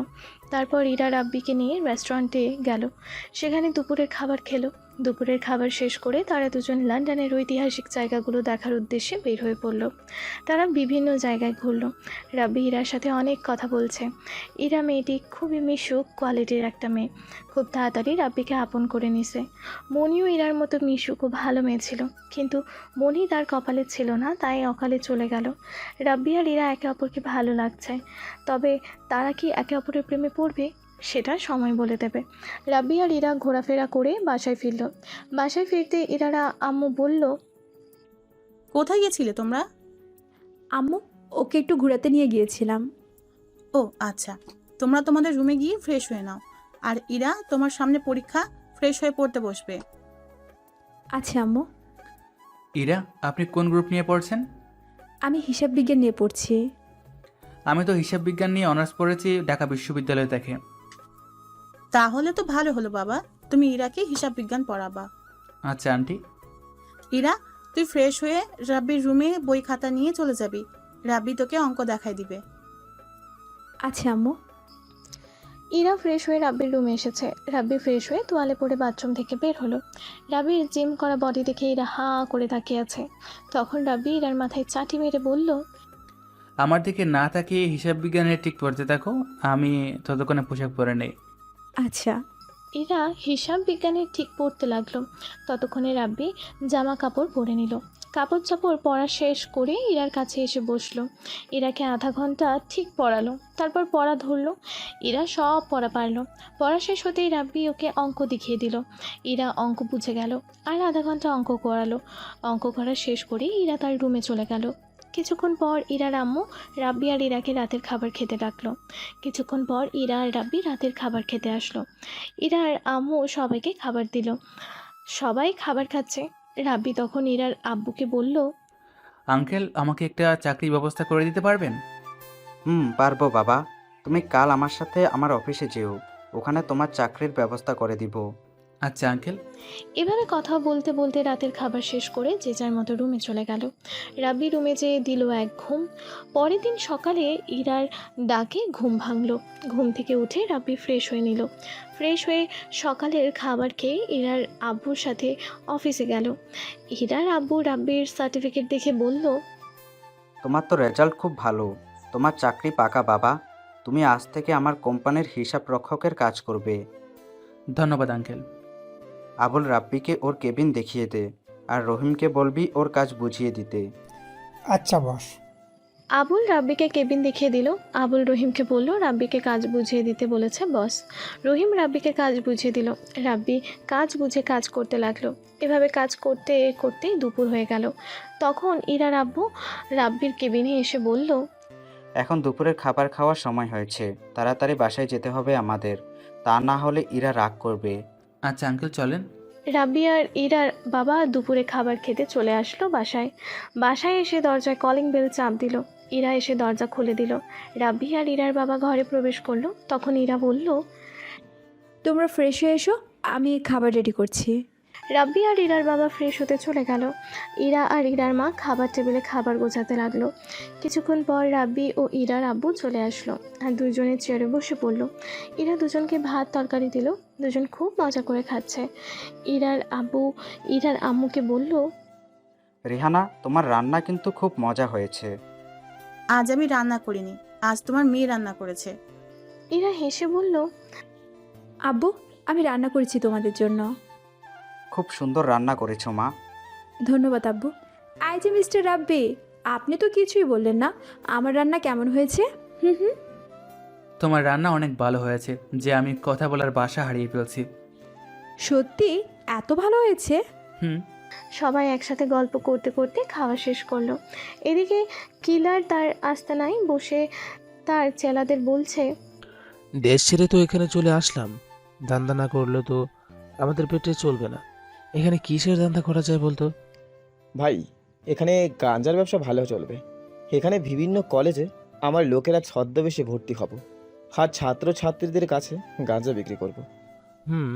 ভালো ভালো বুদ্ধি বের করেছিস, তাই করতেই হবে, তা না হলে আমাদের চলবে না। কাল থেকে কাজে নেমে পড়, ছাত্রছাত্রীদের কাছে গাঁজা থেকে শুরু করে মদ বিক্রি করবি। আচ্ছা বস। কিলার আর ডনের আড্ডা শেষ হলো। রাতে রাব্বি মনির কথা মনে করছে আর চোখে জল ফেলছে। সেদিন রাব্বি আর মনি তার ছেলে রকির জন্মদিনে কেনাকাটা করে বাসায় ফিরছিল। আর রাতে রকির জন্মদিনের অনুষ্ঠান হচ্ছিল। রকি যখন কেক কাটতে যাবে তখনই ঘরে কিলার সহ কিলারের সকল লোক প্রবেশ করলো। অতিথিরা সবাই ভয়ে পালিয়ে গেল। মনি আর রকি ভয়ে রাব্বির পেছনে লুকালো। কিলার রাব্বিরে বলল, কিরে কুত্তের বাচ্চা, তুই আমার সকল ধান্দা বন্ধ করেছিস। তোর কারণে আমি নারী পাচার করতে পারছি না, তোর কারণে আমার সব 2 নম্বরই কাজ বন্ধ হয়ে গেছে। তোকে আমি ছাড়বো না, তোর পুরো পরিবার শেষ করে দেব। তুই আমারে মেরে ফেল, আমার বউ বাচ্চারা মারিস না, তোর দুহাই লাগে। তোর সকল লোককে আমার লোকেরা কুকুরের মতো মেরেছে, এখন তোদের মরার পালা। গুলি কর সবাই, ওই ডন গুলি কর কুত্তার বাচ্চাগুলাকে।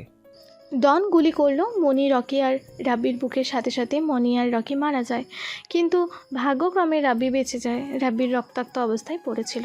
সিআইডি টিমের লোকেরা যখন 3টা বডি নিয়ে যাচ্ছিল তখন 3 নম্বর বডিটা নড়ে ওঠে। সেটা রাফি দেখতে পায় আর সাথে সাথে হাসপাতালে নিয়ে যায়। অনেক চিকিৎসার পরে রাব্বি সুস্থ হয়ে যায়। তখন রাফি রাব্বিকে জিজ্ঞাসা করে, ভাই, আপনাদের উপর কে হামলা করেছে আর আপনার বউ বাচ্চাকে কে মেরেছে? আমি ভালো মাফিয়া। আমি দেশ থেকে নারী পাচার আর শিশু পাচার বন্ধ করার জন্য কাজ করছিলাম। আমাদের দেশ থেকে অনেক শিশু ও নারী বিদেশে পাচার করা হয়। সেই কাজগুলো করতো কিলার। আমি ওর সকল দান্দা বন্ধ করে দিই। তাইও সেসবের প্রতিশোধ নিতে আমার পরিবারে হামলা করে, আর আমি সবাইকে হারিয়ে নিঃস্ব। আমি ওই কিলারকে ছাড়বো না ভাই। আমরা তো ওই কিলারকে খুঁজছি। ওই কিলার তো ঢাকা বিশ্ববিদ্যালয় থেকে 75 জন ছাত্রীকে কিডন্যাপ করেছিল। আমিও আমার টিম তাদের উদ্ধার করি, বাট ওদের বসকে জানতে পারিনি। আপনার কথা শুনে বুঝলাম ওদের বস হচ্ছে কিলার। আমি আপনার সাথে আছি ভাই। আপনি ওই দেশের শত্রুকে মেরে ফেলুন, বাকিটা আমি দেখব। রাফি ও রাফির বউয়ের সেবায় রাব্বি সুস্থ হয়ে ওঠে।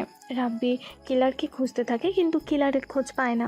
একদিন কিলারের খোঁজ পায় কিলার নাকি লন্ডনে গেছে, তাই রাব্বি লন্ডনে চলে আসে। অতীত ভেবে রাব্বি কাঁদছিল। এমন সময় কেউ একজন রাব্বির কাঁধে হাত দিল। রাব্বি পেছনে ফিরে তাকিয়ে দেখে ইরা দাঁড়িয়ে আছে। রাব্বিকে বলল, তুমি কাঁদছিলে? কই না তো। আমি তো দেখলাম তুমি কাঁদছিলে। মনি আর মেয়ের কথা খুব মনে পড়ছিল। মন খারাপ করো না, ওরা তোমার কপালে ছিল না। হুম। অনেক রাত হয়েছে, যাও রুমে গিয়ে শুয়ে পড়ো। ওকে। রাব্বি নিজের রুমে চলে গেল আর ঘুমিয়ে পড়ল। পরের দিন সকালে ঘুম থেকে উঠে সকালের নাস্তা করে ইরাকে সাথে করে ইরার কলেজে নিয়ে গেল আর ইরাকে কলেজে নামিয়ে দিয়ে চলে গেল অফিসে। অফিসে যেয়ে রাব্বি তার কাজ করতে লাগলো। অন্যদিকে কিলারের লোক ডন সারা কলেজে তাদের লোকেদের ছাত্র সাজিয়ে ঢুকিয়ে দিল আর সারা কলেজে মাদক ছড়িয়ে দেওয়া প্ল্যান করতে থাকলো। এইভাবে প্রতিদিন রাব্বি ইরাকে কলেজে নামিয়ে দিয়ে অফিসে যায়। অন্যদিকে ডনের লোকেরা ছাত্রদের ড্রাগ আর মাদকের আসক্ত করতে লাগলো। এতে করে কিলারের অনেক ব্যবসা হতে থাকলো।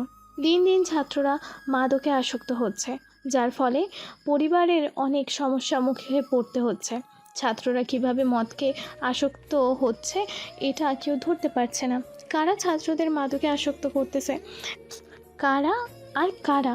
কিলার তো মহা খুশি ডনের ওপরে। ডনের বুদ্ধিতে তার ব্যবসা ফুলে ফেপে উঠেছে। অন্যদিকে রাব্বি ভালো করে কাজ করতেছে ইরার আব্বুর অফিসে। আর এই কয়দিনে ইরার আব্বু অফিসে অনেক উন্নতি হয়েছে। ইরার আব্বুর কোম্পানি অনেক বেশি অর্ডার পাচ্ছে রাব্বির কারণে, তাই ইরার আব্বু অনেক খুশি।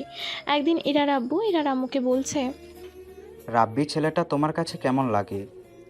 আমার কাছে তো অনেক ভালো লাগে। ছেলেটা অনেক ভদ্র আর পরিশ্রমী। আমি তো এমন একটা ছেলে আমার ইরার জন্য খুঁজতেছিলাম। আমি শুনেছি ছেলেটা দুনিয়াতে আপন কেউ নাই। ছেলেটার সাথে আমার মেয়ের ইরার বিয়ে হলে ছেলে সহ মেয়ে আমাদের কাছে থাকবে। ওরা তো আর আমাদের ছেড়ে যাবে না। তুমি ঠিক বলেছো। ইরার আম্মু আর আব্বু কথা শেষ করে রাব্বি আর ইরার জন্য অপেক্ষা করছে। রাব্বি আর ইরা আজ সিনেমা দেখতে গেছে। রাব্বি আর ইরা সিনেমা দেখে বাসায় চলে আসলো। বাসায় আসতে ইরার আব্বু জিজ্ঞাসা করলো, মা, তোদের আসতে এত দেরি হলো কেন? আব্বু, সিনেমা হলে অনেক ভিড়, তাই আমাদের আসতে দেরি হয়ে গেল। যা তাড়াতাড়ি গিয়ে ফ্রেশ হয়ে নে তোরা। আমরা খাবার টেবিলে তোদের জন্য অপেক্ষা করছি। আচ্ছা আব্বু। তাড়াতাড়ি ফ্রেশ হয়ে এসো ইরা। আচ্ছা। রাব্বি আর ইরা ফ্রেশ হয়ে আসলো। ইরার আম্মু টেবিলে খাবার দিল, সবাই একসাথে খাবার খাচ্ছে। তখন ইরার আব্বু বলল, তোমার কাজে আমি খুব সন্তুষ্ট। এই কয়েক মাসে আমার কোম্পানিটাকে অনেক বড় করে দিয়েছো বাবা। এই নাও চাবি। তোমার জন্য একটা গাড়ি কিনেছি। এটা তোমার জন্য আমার তরফ থেকে উপহার। এসবের কি দরকার ছিল আঙ্কেল? রাখো তো। রাব্বি খুব খুশি হয়েছে, সাথে ইরাও। রাতের খাবার খেয়ে যে যার রুমে চলে গেল। এভাবে হাসি আনন্দে কয়েকটা দিন চলে গেল। রাব্বি আর ইরা একে অপরকে ভালোবাসতে শুরু করেছে, কিন্তু কেউ কাউকে তাদের ভালোবাসার কথা বলতে পারছে না। ইরা তার বান্ধবী ইমাকে বলল, ইমা, আমি রাব্বিকে ভালোবাসি, কিন্তু আমি ওকে আমার মনের কথা বলতে পারছি না। কিভাবে ওকে মনের কথা বলবো এটাই ভাবছি। আরে পাগলি, বলে দে, দেরি করিস না। অন্য কেউ তোমার ভালোবাসার মানুষকে সিরিয়ে নেওয়ার আগেই বলে দে। আমার যে লজ্জা করে বান্ধবী। লজ্জা রে সাইডে রেখে বলে দে গাধি। তাই করতে হবে। অনেক গল্প হয়েছে, ক্লাসে চল, একটু পর ক্লাস শুরু হবে। হুম। ইরা আর ইমা ক্লাসে চলে গেল। একটু পর ক্লাস শুরু হলো। ক্লাস শেষ করে দুজনে বাসায় চলে গেল। ইরা বাসায় যেয়ে ভাবতে লাগলো কিভাবে রাব্বিকে প্রপোজ করবে। সেই চিন্তায় ইরা মরে যাচ্ছে। অনেক ভেবে আজ সিদ্ধান্ত নিল ইরা আজ রাতে রাব্বিকে প্রপোজ করবে। তাই বাজার থেকে একটা ফুলের তোড়া কিনে নিয়ে আসলো। স্বাদটা খুব সুন্দর করে সাজালো। আজ ইরা খুব সুন্দর করে সেজে রাব্বির জন্য অপেক্ষা করছে। একটু পর রাব্বি অফিস থেকে বাসায় ফিরল। বাসায় ফিরতেই দরজায় কলিং বেল বাজালো। সাথে সাথে ইরা দরজা খুলে দিল আর রাব্বি ঘরে প্রবেশ করলো। আর রাব্বি ফ্রেশ হতে চলে গেল। ফ্রেশ হয়ে আসতে ইরা রাব্বির হাতে একটা প্যান্ট আর একটা গেঞ্জি ধরিয়ে দিল আর বলল পরে আসতে। ইরার কথা মতো রাব্বি পরে আসলো। ইরা রাব্বিকে ছাদে নিয়ে গেল। রাব্বি যেতেই ছাদের লাইট জ্বলে উঠল আর বেলুনগুলো ফেটে গোলাপ পড়তে লাগলো আর চারপাশে আই লাভ ইউ লেখা লাইটগুলো জ্বলে উঠল। তখনই ইরা হাঁটু ভাঁজ করে রাব্বিকে প্রপোজ করতে লাগলো। প্রথম দেখায় তোমার প্রেমে পড়েছি তোমার সততার। তোমার মতো জীবনসাথী যে পাবে সে ভাগ্যবতী। আমি তোমাকে অনেক ভালোবাসি। I love you Rabbi. Sorry Ira, আমার পক্ষে তোমায় ভালোবাসা সম্ভব না। আমার অনেক শত্রু আছে, পদে পদে আমার ক্ষতি করে, আমার কাছের মানুষদের মেরে ফেলে। আমি তোমাকে হারাতে চাই না ইরা। আমরা যেমন বন্ধু আছি তেমনই থাকি। না, এটা হবে না। তোমাকে আমার ভালোবাসতেই হবে। যদি আমাকে ভালো না বাসো, নিজের জীবন শেষ করে দেব, এই বলে দিলাম। ইচ্ছা না থাকা সত্ত্বেও ভালোবাসা গ্রহণ করে নিল। ইরা খুশিতে রাব্বিকে জড়িয়ে ধরলো। এমন সময় ইরার মা বাবা চলে আসলো আর বলতে লাগলো, এসব কি হচ্ছে ইরা? আব্বু, আমি রাব্বিকে ভালোবাসি। আমি ওকে বিয়ে করতে চাই। এই ব্যাপার কবে থেকে এসব চলছে? আব্বু, কিছুদিন হলো। রাব্বিকে আমাদের খুব পছন্দ হয়েছে। রাব্বির সাথে তোর বিয়ে হবে। সত্যি আব্বু? হুম। ইরা খুশিতে ওর আব্বুকে জড়িয়ে ধরলো। ইরার আব্বু ও আম্মু মেয়ে ও হবু জামাইকে আলাদা কথা বলার সুযোগ দেওয়ার জন্য চলে গেল। ইরা রাব্বির কাছে যেয়ে রাব্বিকে জড়িয়ে ধরে বলল, রাব্বি, আজ আমি অনেক খুশি। তোমাকে নিজের স্বামী হিসেবে পাবো। আমি তোমাকে ভালোবাসি ফেলেছি এরা। তোমাকে হারানোর খুব ভয় হয়, তাই তো তোমাকে আপন করতে পারি না। ভয় পেও না, আমার কিচ্ছু হবে না। আমাকে একটু ইয়ে দিবা? এটা আবার কি? ইয়ে মানে চুম্মা। তোমার কি লজ্জা নাই? বিয়ের আগে এসব ভালো না, বুঝলা? বুঝলাম। দেখেছো কি সুন্দর চাঁদ উঠেছে? চাঁদটা খুব সুন্দর, তাই না? সুন্দর। আমার পাশে যে চাঁদটা দাঁড়িয়ে আছে সে বেশি সুন্দর। চা দুষ্ট করে না বুঝি? অনেক রাত হয়েছে এরা, নিচে চলো। আচ্ছা। রাব্বি আর ইরা যে যার রুমে যেয়ে ঘুমিয়ে পড়লো। ইরার এইচএসসি পরীক্ষা শেষ হলে রাব্বি আর ইরার বিয়ে। রাব্বি বলে দিয়েছে এইচএসসি পরীক্ষায় প্লাস না পেলে রাব্বি ওকে বিয়ে করবে না। তাই ইরা দিন রাত এক করে দিয়ে পড়ছে পরীক্ষায় ভালো ফলাফল করার জন্য। 1 মাস পর ইরার পরীক্ষা, তাই ইরা সারা দিন পড়া নিয়েই পড়ে থাকে। যে মেয়ে পড়াশোনা করে না সেই মেয়ে সারা দিন বই নিয়ে বসে থাকে, তা দেখে ইরার আব্বু ও আম্মু খুব অবাক হচ্ছে। যাই হোক, তারা খুব খুশি, তাদের মেয়ে তো পড়াশোনায় মন দিয়েছে, এতেই হবে। রাব্বি অফিসের কাজ নিয়ে ব্যস্ত থাকে। দেখতে দেখতে ইরার এইচএসসি পরীক্ষা চলে আসে। আজ ইরার এইচএসসি পরীক্ষা শুরু হলো। রাব্বি ইরাকে পরীক্ষার হলে নিয়ে যাচ্ছে। এভাবে প্রতিদিন রাব্বি ইরাকে পরীক্ষার হলে নিয়ে যায়। ইরা পরীক্ষা শেষ করে। পরীক্ষা শেষ হতেই ইরার আব্বু আম্মু চাচ্ছে রাব্বির সাথে ইরার বিয়েটা দিয়ে দিতে। রাব্বি আর ইরার আব্বু আম্মুর কথা ফেলতে পারলো না, তাই বিয়েতে রাজি হয়ে গেল। আজ রাব্বি আর ইরার বিয়া।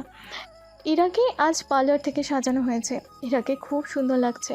রাব্বি তো ইরার দিকে হাঁ হয়ে তাকিয়ে আছে। কিছুক্ষণ পর কাজে আসলো। কাজে এসে বিয়ে পড়িয়ে দিল। বাসর ঘরে ইরা অপেক্ষা করছে রাব্বির জন্য। রাব্বি কিছুক্ষণ পর বাসর ঘরে প্রবেশ করলো। বাসর ঘরে প্রবেশ করতেই রাব্বিকে সালাম করলো। রাব্বিকে সালাম করতে রাব্বি ইরাকে তুলে নিজের বুকের সাথে জড়িয়ে নিল। রাব্বি ইরাকে বলল, তোমার স্থান আমার পায়ে না, আমার বুকে। চলো 2 রাকাত নফল নামাজ পড়ে আল্লাহর কাছে দোয়া করি আমাদের সংসার জীবন যেন সুখে থাকে। ইরা ও রাব্বি অজু করে আসলো। অজু শেষ করে দুজনে নামাজ পড়লো। নামাজ পড়া শেষ হলে রাব্বি ইরাকে জড়িয়ে ধরলো আর ভালোবাসায় ভরিয়ে দিতে লাগলো।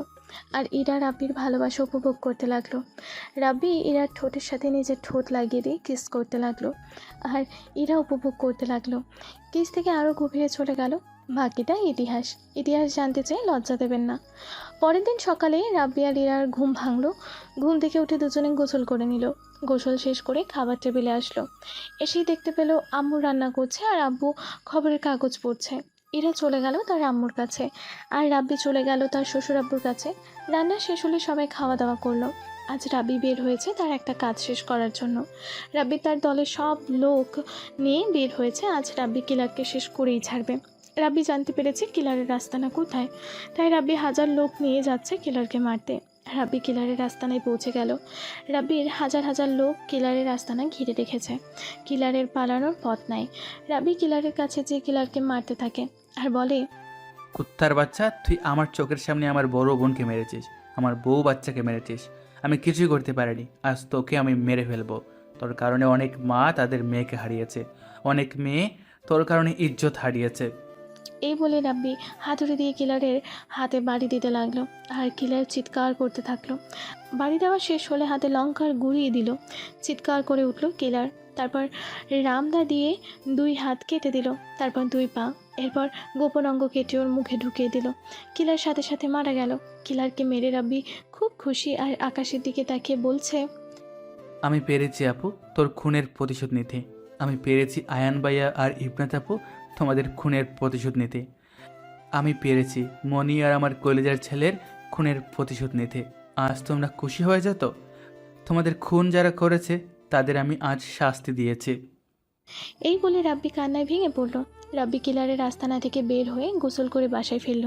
রাব্বি বাসায় ফিরে আয়ানের বাবা ও আয়ানের মেয়েকে ফোন করে লন্ডনে আসতে বলল। তাই ইস্তিহাক আর তার নাতিকে নিয়ে পরের দিন লন্ডনে চলে আসলো। লন্ডনে এসে সোজা রাব্বির বাসায় চলে আসলো। অনেক দিন পর রাব্বি তার বাবাকে দেখে জড়িয়ে ধরল। ইস্তিহাক তার দ্বিতীয় ছেলেকে অনেক দিন পর দেখে জড়িয়ে ধরলো আর কান্না করে দিল। আয়ানের মেয়ে পরি অনেক বড় হয়েছে, ওর বয়স এখন 14 বছর। অনেক দিন পর চাচ্চুকে দেখে জড়িয়ে ধরে বলল, কেমন আছো চাচ্চু? ভালো, তুমি কেমন আছো? আমি ভালো আছি। চাচ্চু চাচি কই, তারা তো দেখছি না। তখনই ইরা রুম থেকে বাইরে আসলো আর তখন রাব্বি বলল, এই যে ইরা, উনি হলো তোমার চাচি। ও আচ্ছা। ইরা, পরি হলো আমার বাইসি আর ইনি হলো আমার বাবা। ইরা পরীকে আপন করে নিল আর নতুন শ্বশুরকে সালাম করলো। শ্বশুরকে আদর আপ্যায়ন করতে লাগলো। রাব্বি আর ইরার পরিবার সুখেতে দিন কাটাতে লাগলো। রাব্বি এখন চাকরি করে। ইরার বাবা রাব্বিকে সব দায়িত্ব দিয়ে ছুটিতে দিন কাটাচ্ছে। রাব্বি অফিসে কাজ করছে। এমন সময় রাব্বির ফোন এলো। রিসিভ করতে পরি বলল, চাচিমা মাথা ঘুরে পড়ে গেছে, আমরা চাচিমাকে নিয়ে হাসপাতালে যাচ্ছি, তুমি জলদি চলে এসো, আমি ঠিকানা মেসেজ করে দিচ্ছি। রাব্বি আর দেরি করলো না, পরি দেওয়া ঠিকানা নিয়ে এসেই হাসপাতালে চলে গেল। রাব্বি দৌড়ে ইরার কেবিনের সামনে গেল। সবাই কেবিনের সামনে দাঁড়িয়ে আছে। কিছুক্ষণ পর ডক্টর বের হলো। তখন রাব্বি ডাক্তারকে বলল, ডাক্তার সাহেব, ইরা ঠিক আছে? ইরা ঠিক আছে। মিয়া, মিষ্টি কোথায়? আপনি তো বাবা হতে চলেছেন। এই কথা শুনে পুরো পরিবার খুশি হয়ে গেল। খুশিতে রাব্বির আত্মহারা। রাব্বি খুশিতে ইরার কাছে গেল আর ইরাকে জড়িয়ে ধরলো আর বলল, আমি আজ অনেক খুশি, আমি বাবা হতে চলেছি। আমিও আজ খুব খুশি। আচ্ছা, আমাদের মেয়ে বাবু হবে নাকি ছেলে বাবু? সেটা আল্লাহ ভালো জানে। ইরাকে একটু পর বাসায় নিয়ে যাওয়া হলো। ইরার আব্বু আর আয়ানের আব্বু মিষ্টি কিনে সারা এলাকায় খাওয়াতে লাগলো। তার দাদা ও নানা হচ্ছে। আজ তারা অনেক খুশি। রাব্বি সব সময় ইরার খেয়াল রাখে। ইরাকে কোনো কাজ করতে দেয় না, ইরার যত্ন করে, ইরার সকল আবদার পূরণ করে। এখন ইরার 6 মাস। দেখতে দেখতে 9 মাস হয়ে গেল। ইরার ডেলিভারি ডেট চলে আসলো। ইরার ব্যথা উঠলো। ইরাকে হাসপাতালে নিয়ে যাওয়া হলো। ইরাকে উটিতে নিয়ে যাওয়া হলো। পুরো পরিবার অপেক্ষা করছে সুখবর শোনার জন্য। কিছুক্ষণ পর ডাক্তার বেরিয়ে এলেন। রাব্বি ডাক্তারের কাছে যেয়ে বলল, ডাক্তার সাহেব, আমার বউ বাচ্চা কেমন আছে? আপনার ছেলে ও বউ সুস্থ আছে, এখন বিপদমুক্ত। রাব্বির এই কথা শুনে খুশিতে কান্না করে দিল আর দৌড়ে কেবিনে চলে গেল আর ইরার কপালে চুমু দিয়ে ছেলেকে কোলে তুলে নিল। ইরা বাপ ছেলের ভালোবাসা দেখছে। রাব্বি ইরাকে বলছে, আমি আজ অনেক খুশি, আমি বাবা হয়েছি। আমিও খুব খুশি। একে একে সবাই এসে ইরার ছেলেকে দেখে গেল। কয়েকদিন পর ইরাকে বাসায় আনা হলো। রাব্বি তার ছেলে বউকে নিয়ে সময় কাটায়। অফিস থেকে বাসায় ফিরে ছেলে আর বউকে নিয়ে ঘুরতে যায়। ছেলে বউয়ের সব আবদার মেটায়। রাব্বির ছেলের নাম রেখেছে মিশু। আর আজ ইরার জন্মদিন, তাই রাব্বি ইরাকে নিয়ে রেস্টুরেন্টে এসেছে ইরার জন্মদিন সেলিব্রেট করার জন্য। ইরা সেটা জানে না। 11:49 ইরাকে নিয়ে রেস্টুরেন্টে প্রবেশ করলো। 12টা বাজতেই সবাই happy birthday to you Ira এইটুকু বলে উইশ করলো, আর উপর থেকে বেলুন আর ফুলের পাপড়ি পড়তে থাকলো। তোমাদের অনেক ধন্যবাদ আমার জন্মদিনের কথা মনে রাখার জন্য আর আমাকে এত সুন্দর একটা উপহার দেওয়ার জন্য। আমাদের ধন্যবাদ না দিয়ে জামাই বাবাজিকে দাও। তোমাকে অনেক ধন্যবাদ রাব্বি, তোমার মতো জামাই পেয়ে আমি ধন্য। আমি তোমাকে অনেক ভালোবাসি ইরা পাখি।